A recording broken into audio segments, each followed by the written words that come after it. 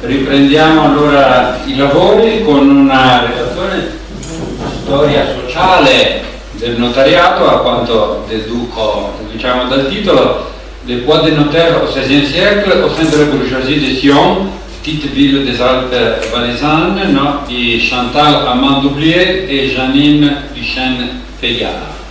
Ecco, e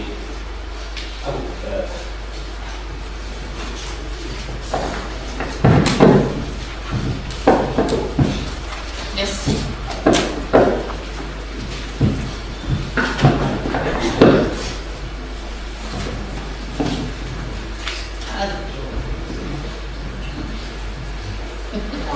Donc ça va. Je vous remercie et je voudrais m'excuser, d'abord vous demander de m'excuser parce que je ne vais pas parler en italien. Alors nous allons nous parler du poids des notaires au XVIe siècle en Valais. Le Valais, c'est un petit pays indépendant qui n'entre dans la Confédération helvétique en 1815 et qui a pour capitale la ville que vous voyez, la ville de Sion, au cœur de la vallée du Rhône. C'est une petite ville, à la fois le centre d'un diocèse, mais aussi le centre d'un pays qui rassemble beaucoup de vallées alpines. Sion est dotée d'une enceinte, vous la voyez. Elle jouit de franchise depuis 1338 et son évêque est à la fois le seigneur spirituel et le seigneur temporel du pays, depuis qu'il a reçu à la veille de l'an 1000, en 999, de Rodolphe III de Bourgogne, le comté du Valais. La ville de Sion est donc le centre d'un pouvoir politique du comté, qui va former un État indépendant dans le cadre, bien sûr, lointain, très lointain, de l'Empire. Avec un cardinal tel que Mathieu Schinner, mort en 1522 à Rome, qui a été, vous le savez, très impliqué dans les guerres d'Italie, le pays est entré dans l'histoire internationale. Néanmoins, Sion reste une petite ville rurale, forte d'un peu moins autour de 1500 habitants. Ce n'est pas beaucoup, rien à voir avec les métropoles italiennes dont on a parlé. Et la population de cette ville demeure à cette époque très mal connue. Sinon, nous présentons une communication commune, c'est parce que l'une s'est intéressée à la population de Sion au XVIIIe siècle, je précise, et parce que l'autre a étudié les notaires valaisans du Moyen-Âge. Et c'est ainsi que nous nous sommes retrouvés, au-delà du fait d'être toutes les deux françaises d'origine, suisses par mariage toutes les deux, et archivistes paléographes de formation aussi toutes les deux. Alors le but du présent travail est d'apporter une contribution à la connaissance de la société sédunoise à partir d'une liste de bourgeois établie en 1527-1528 par deux notaires. Je voudrais ici faire une petite remarque à l'attention des universitaires pour montrer à quel point les textes du Moyen-Âge sont délaissés. La liste que nous présentons aujourd'hui est connue, bien connue depuis plus de 30 ans, et personne ne s'y est vraiment intéressé pour la publier. Il est vrai qu'en histoire du Moyen-Âge, les éditions de textes ne sont plus autorisées comme sujet de thèse dans plusieurs pays européens. Alors bien sûr, il faut trouver des gens qui savent le latin, mais ça se trouve encore, mais encore faudrait-il qu'ils puissent faire des publications de texte. Ça, c'est l'ex-professeur qui parle. Je reviens à la liste. Nous verrons pourquoi elle a été établie, par qui, et quels renseignements sur la population, et en particulier sur les notaires, on peut en tirer. Le dénominateur commun des gens de notre liste est d'être bourgeois. Alors qu'est-ce qu'un bourgeois? Je suis obligée de commencer par ça. Premièrement, le statut du bourgeois de Sion, à cette époque. Alors les origines du corps bourgeoisial de Sion sont plongées dans l'ombre, on peut dire, jusqu'en 1269. On voit alors le corps bourgeoisial agir au cours d'une assemblée générale appelée plaie, et les bourgeois commencent à participer aux délibérations aux côtés de l'évêque et de ses officiers. Les franchises de Sion précisent les conditions d'accession à la bourgeoisie. Peu à peu. Alors celui qui a résidé pendant 1 an et 1 jour dans la cité, qui a tenu un feu, un foyer, qui a payé les quelques droits d'usage parce qu'il ne payait pas vraiment grand-chose. Et si cette personne n'a pas été revendiquée par un seigneur, parce qu'on est à la sortie de la période féodale, celui-là peut devenir bourgeois de survie. Les bourgeois sont d'abord associés par les représentants de la cité qui les choisissent, les syndics, puis c'est la bourgeoisie en tant qu'institution qui procède à l'agrégation d'un nouveau bourgeois. Cette agrégation donne à la personne le titre de civis lunensis, ce qui est alors accolé presque automatiquement par les notaires dans les actes lorsqu'ils stipulent un acte pour une personne.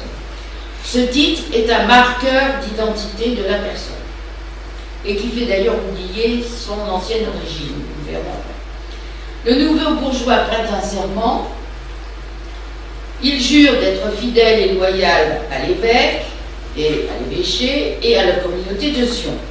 Il s'engage à la défendre, à ne pas faire de contrat contre les intérêts de l'évêque et de la bourgeoisie, et il jure de respecter les libertés et de défendre les libertés de la ville. Alors, il faut verser en général une certaine somme, une petite somme d'argent, et le montant de la somme varie selon les personnes, selon leur fortune, selon les services qu'elles peuvent rendre à la cité ou qu'elles ont rendu à la cité, et aussi en fonction de leur alliance matrimoniale. Un gendre de bourgeois paie la moitié de la somme demandée à quelqu'un d'autre. Un valaisan paie aussi moins qu'un non-valaisan. Alors au début du XVIe siècle, disons à partir de 1516, à cette somme s'ajoute le besoin, on demande aux bourgeois une coulevrine, c'est-à-dire une arme à feu, et un seau de cuir qui sert à lutter contre les incendies. Et les incendies dans cette ville étaient fréquents. Et puis aussi souvent, ça il ne faut pas l'oublier, un setier de vin, ce vin qui est bu au cours de la réception du bourgeois ou au cours des différentes réunions de la bourgeoisie, selon la tradition des verrets dans ce pays de vignobles, qui continue d'ailleurs. La cession à la bourgeoisie entraîne des droits et des devoirs. Alors les droits, c'est l'usage des pâturages communs, à condition de ne pas y faire paître plus de 40 bêtes par le bourgeois. Des droits d'eau, c'est très important dans un pays assez sec, et naturellement l'utilisation des bois.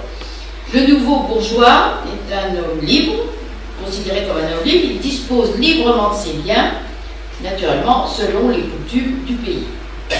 Et l'un des devoirs les plus importants, en dehors de défendre la ville si besoin est l'obligation de résidence qui s'impose à partir du XVIe siècle. Alors voyons la genèse de la liste de nos bourgeois, de 1527-1528. Pour moi qui suis moderniste, 1527-1528, c'est vraiment encore le Moyen-Âge. C'est parce que la bourgeoisie a voulu partager des terrains communs qu'elle a cherché à connaître le nombre exact de bourgeois pour effectuer cette répartition. Alors vous me direz, mais il n'y avait qu'à regarder la liste des bourgeois tenus par la ville. Oui, mais la ville n'en a pas vraiment tenu de manière précise et solennelle. Il y avait quelques notaires qui faisaient des listes de bourgeois, mais rien n'était vraiment officiel. Alors, en décembre 1527, la bourgeoisie invite les bourgeois à présenter aux autorités leur lettre de bourgeoisie, prouvant qu'eux ou leurs ancêtres avaient bien été reçus bourgeois. Alors, chacun se met à chercher dans son coffre d'archives, trouve ou ne trouve pas. S'il ne trouve pas, il va chez un notaire ou chez les notaires afin de retrouver le précieux document. Le notaire désigné comme responsable par la bourgeoisie va alors transcrire dans un cahier les renseignements essentiels pour lui, c'est-à-dire le nom de la personne qui présente la lettre de bourgeoisie, le nom du bourgeois qui est indiqué sur ce document et la date de la lettre, ainsi que le nom du notaire qui l'a écrite. On va donc avoir une liste de notaires qui ont écrit ces listes de bourgeoisie. Nous avons un corpus de 193 lettres, ou en français 193 lettres, si vous préférez, qui s'échelonne de l'année 1401 au mois de novembre 1527, c'est-à-dire plus d'un siècle. Ces lettres sont dans leur quasi-majorité acceptées. Toutefois, il faut ajouter que quelques individus n'ont pas pu mettre la main sur le précieux document. Alors, pour démontrer leur bourgeoisie, ils doivent s'appuyer sur la fama, la renommée, c'est-à-dire ce qu'on pense d'eux, ou sur des textes prouvant, qui peuvent donc montrer, prouvant que les fonctions publiques réservées exclusivement aux bourgeois ont été exercées par leurs ancêtres, tels que syndic, châtelain ou percepteur du Grand Lys, le canal de Sion, c'est très important en Valais, ou bien montrer que leurs ancêtres ont été membres de confréries qui sont réservées aux bourgeois, bien sûr, comme la confrérie de Saint-Théodule ou du Saint-Esprit. Sur les 13 individus, sans lettres de bourgeoisie, c'est pas beaucoup, 11 sont finalement acceptés, moyennant une petite somme d'argent, mais ça simplement parce que ça a demandé des frais de notaire supplémentaires. 2 seulement sont refusés, un homme, parce que visiblement il ne réside pas dans la ville, ça peut être prouvé, parce qu'il habite à Savièse et c'est à côté, alors il a continué à habiter à Savièse. Moralité, il n'est pas considéré comme bourgeois. Et puis une femme, et on pense que cette femme s'était fâchée avec toute sa famille, et c'est pour ça qu'elle n'a pas été pu être reconnue comme bourgeoise. Au final, sur un total de 206 lettres, 194 ont été acceptées. C'est beaucoup, parce qu'il y en a qui n'étaient pas d'une... Enfin, on pouvait douter de leur provenance, mais elles ont été acceptées. Alors, avec les renseignements contenus dans les notices, et je dois dire, après beaucoup de recherches passées pour les compléter, les renseignements de ces notices, des dizaines d'années, presque, nous avons pu obtenir une photographie, un instantané de la population bourgeoise, avec ses activités, et même, je dirais, ses origines. Alors, pour les origines, je dis simplement ceci, il y a parmi les bourgeois, il y a une majorité, je dis bien parmi les bourgeois, de Haut-Valaisans, ainsi que pas mal de gens de Lombardie, de notre région aussi. Et on a des renseignements naturellement sur les professions, c'est le plus intéressant, parce que c'est là que l'on peut compter nos notaires, qui sont très importants, et je vais passer la parole à ma voisine. Alors, la tâche d'établir la liste des bourgeois a été confiée au seul secrétaire de la ville, Petrus Dominarum. Mais c'est en fait une œuvre commune qu'il accomplit avec son scribe, qui est aussi son gendre, Antoine Megenchen des Fontaines, récemment reçu bourgeois en juin 1526. Tous deux sont d'origine haut-valaisanne, donc de langue allemande, il faut le relever, et ils jouent un rôle déterminant dans l'évaluation du caractère authentique des axes qui leur sont apportés.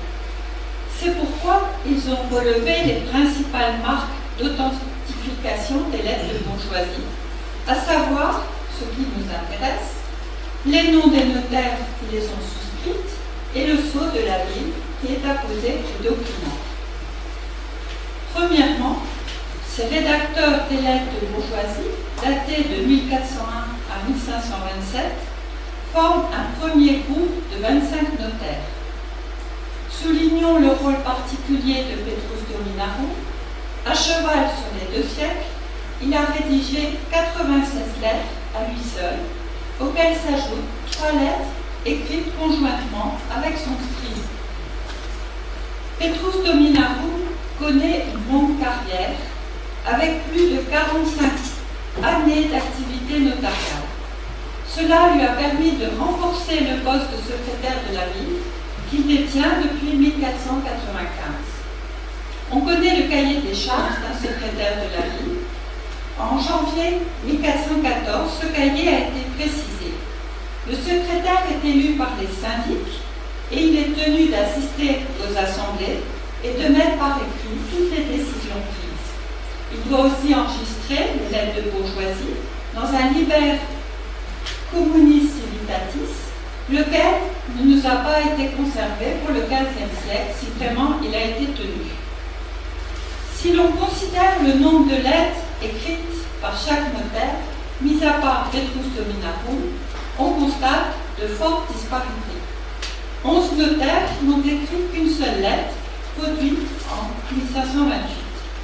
Les 3 notaires qui sont attestés par plusieurs lettres, entre 14 et 20, ont bénéficié d'une certaine longévité.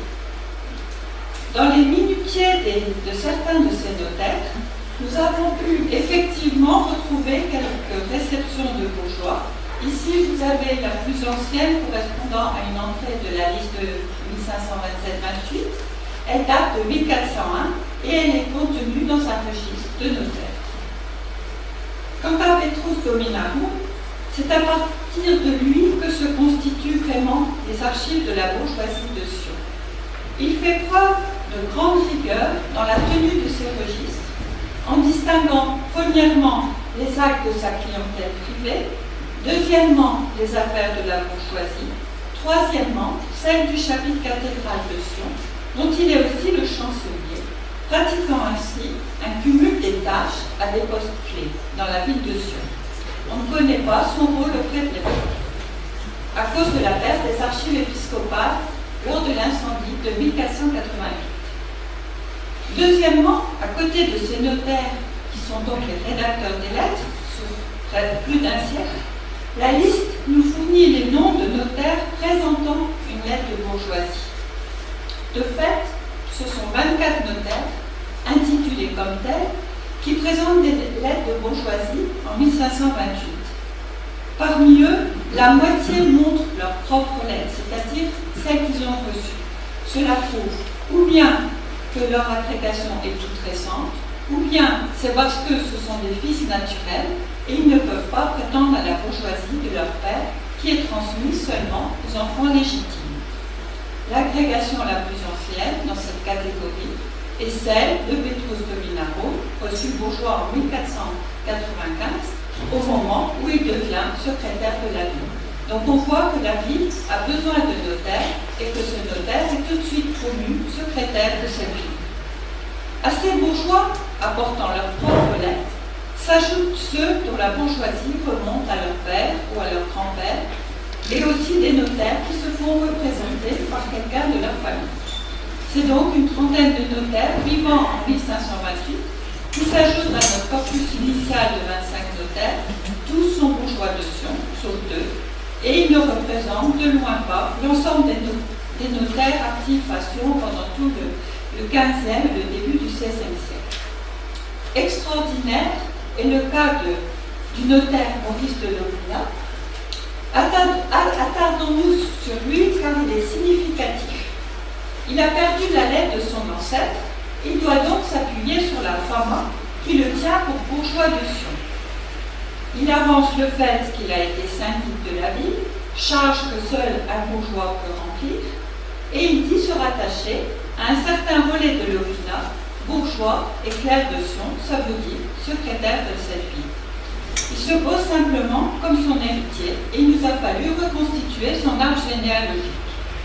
Maurice dit d'ailleurs qu'il a trouvé souvent le nom de son ancêtre, Rollet, maintes fois cité dans les franchises de Sion, ce qui montre son importance. Au terme de cette argumentation, Maurice finit par être reconnu bourgeois de Sion, mais il doit payer une taxe pour n'avoir pas retrouvé le document authentique. Il est étonnant que les bourgeois se montrent si tatillons pour le petit-fils de Rollet, alors que ce Rollet fut recteur des écoles de Sion à partir de 1405, syndic en 1410, secrétaire de la ville en 1414. En fait, une nouvelle liste des bourgeois, établie au début du XVIIe siècle, nous apprend que Maurice de Lovina, notaire, aurait présenté en 1528 une lettre de bourgeoisie de son ancêtre, notaire, laquelle aurait été dépourvue de 3 marques de validation. Elle aurait été sans sceau, elle n'aurait pas été souscrite par le secrétaire de la ville et en plus, elle n'aurait pas été datée. C'est un bon pour un notaire au titre si prestigieux. Les Lovina forment une dynastie de notaires, comme vous l'avez entendu, venus du Haut-Valais. Le premier connu remonte à la fin du XIVe siècle. C'est un Aymon, notaire, tout en haut, qui est bourgeois de Loèche. Puis vient son fils Rollet, qui s'installe à Sion et que nous venons de citer. Celui-ci nous a laissé des minutes et des traces de son activité. En plus, nous savons la date précise de sa mort, le 18 juin 1425, parce que Ambrosius de Poldo, un notaire lombard, l'a inscrite à la suite de son testament. À noter que cet Ambrosius de Poldo est aussi le beau-frère juré de Lovina. Il y a donc une certaine endogamie. Rollet est le père de deux fils, Antoine, notaire lui aussi, et Egidius, dont on ignore la profession, et qui est le père de notre Maurice de 1528. C'est l'occasion de rapporter un accident le concernant qui a porté préjudice à sa carrière de notaire. À la suite d'un coup violent, Maurice de Lovina a perdu 2 doigts à la main droite. Il dit qu'il aurait mieux aimé perdre tous ses biens plutôt que subir ce grand malheur. Notre corpus de notaires, qui comprend donc à la fois les notaires ayant écrit dans le passé des lettres de bourgeoisie, les notaires qui ont présenté des lettres, n'est pourtant pas complet. La liste 1528 contient encore des noms de notaires parmi les ancêtres de nos bourgeois, faciles à comptabiliser lorsqu'ils sont qualifiés de notaires, mais bien plus difficiles à repérer dans le cas contraire. Ce sont au total 70 noms de notaires que nous fournit cette simple liste de bourgeois de 1401 à 1528. J'aimerais citer un notaire, fils de notaire, un personnage important, Georges Super Saxo, présenté dans notre liste comme chevalier. Il est le fils bâtard de l'évêque de Sion, Walter Super Saxo. C'est lui qui a mené la chasse aux sorciers dirigée contre le notaire Pierre de Toronté dans le Val d'Anivier en 1481. Et c'est surtout le célèbre adversaire du cardinal Schinner. Et cette prise de position par la France lors des guerres d'Italie divise le clan des notaires en 2 parties.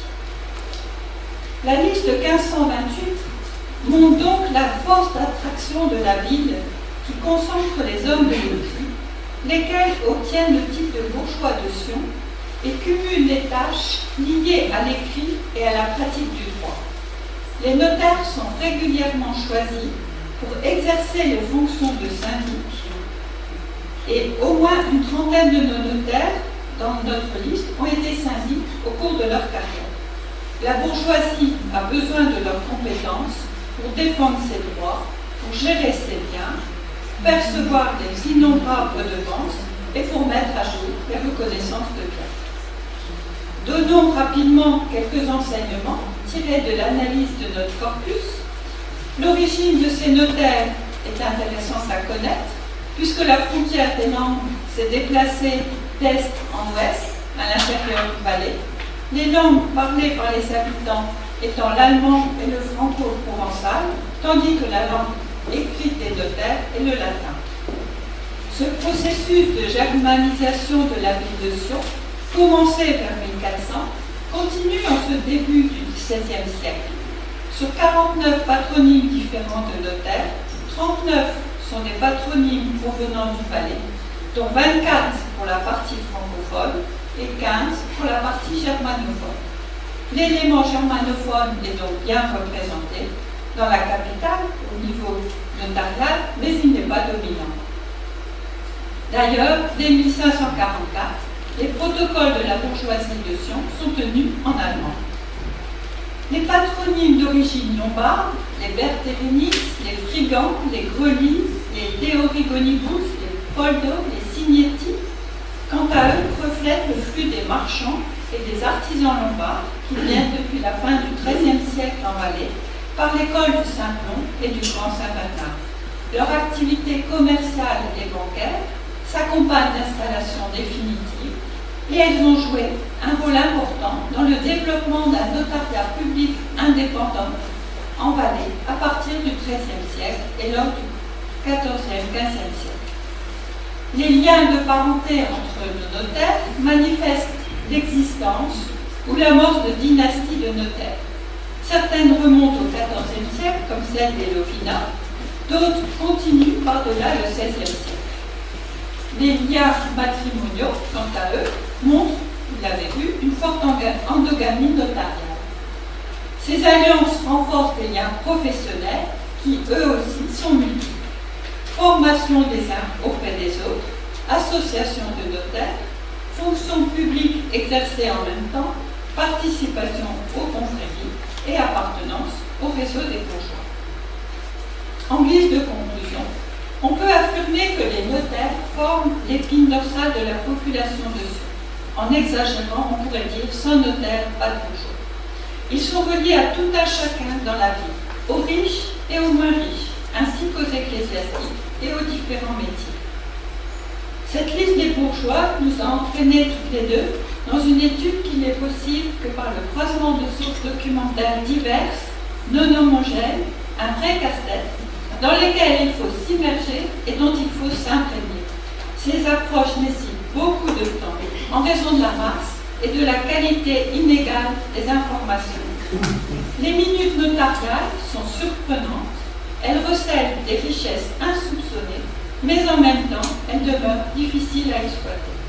Nous n'avons pu vous donner ici qu'un faible aperçu de notre enquête que nous allons publier. Merci de votre attention.